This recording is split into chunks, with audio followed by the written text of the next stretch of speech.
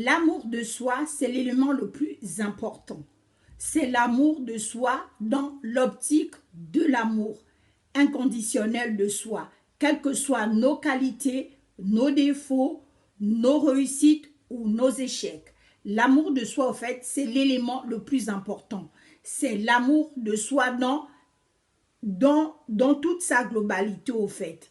Elle s'applique, au fait, c'est un amour, au fait, inconditionnel de soi. Quelles que soient nos qualités, quels que soient nos défauts, quelles que soient nos réussites ou nos échecs, on a l'amour de soi. Donc, on n'attend pas forcément l'amour d'autrui.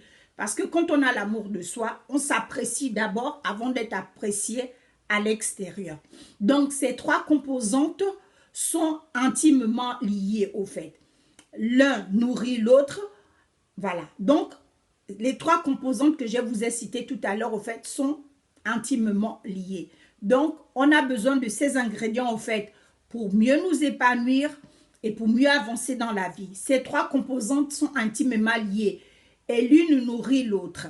En effet, si on améliore sa confiance en soi, cela alimente l'image de soi et enfin l'amour de soi.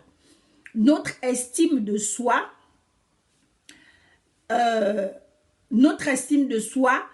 varie de manière simultanée, au fait.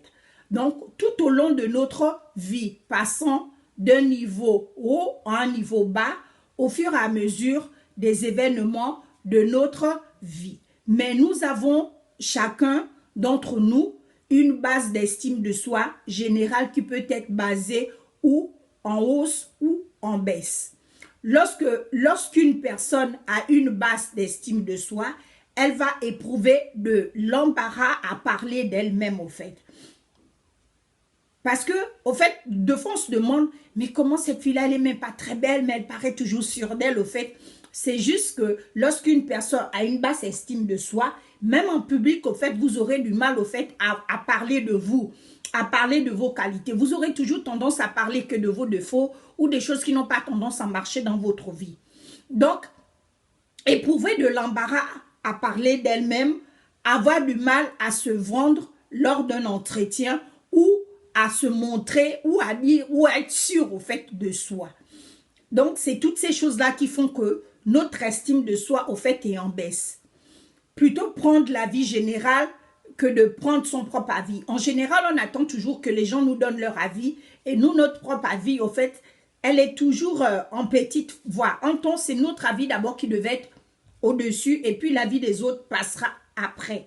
Quand on fonctionne comme ça, au fait, on pourrait être à l'aise, quel que soit là où on pourrait être, quel que soit le public, quel que soit le milieu social, au fait, vous serez à l'aise. Donc, il faudrait faire en sorte que l'estime que vous avez de vous-même soit plus en haut que l'estime que les gens ont de vous. Parce que si les gens vous dénigrent, si vous avez une haute estime, au fait, vous pouvez faire face. Mais si vous avez une basse estime de vous, vous allez encore sombrer dans la tristesse, dans la mélancolie. Et cela génère, au fait, des maladies.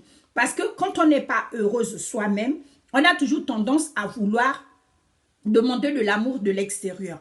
On a toujours tendance à se dire, si j'étais mariée, si j'avais des enfants, si j'étais riche, si j'avais des habits de créateur, si j'avais un meilleur boulot, si je vivais dans un quartier résidentiel chic, je serais plus épanouie. En tant que ça n'a rien à voir parce que tous les éléments extérieurs vont s'adapter en fonction de ce que nous-mêmes nous pensons de nous.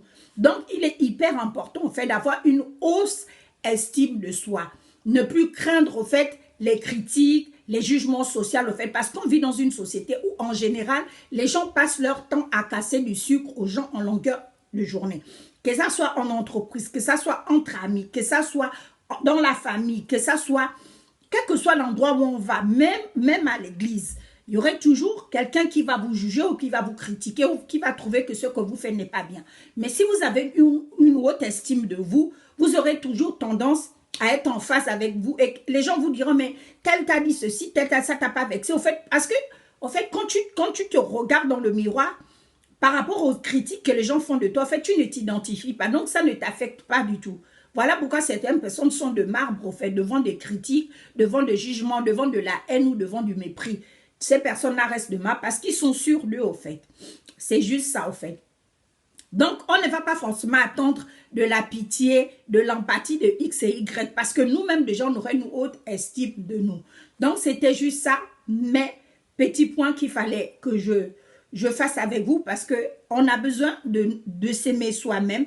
On a besoin d'avoir une image positive de nous-mêmes avant que les autres ne nous donnent l'image qu'ils ont de nous. Sur ça, vous passez une superbe journée. C'était Queen Cyr, Image Agence.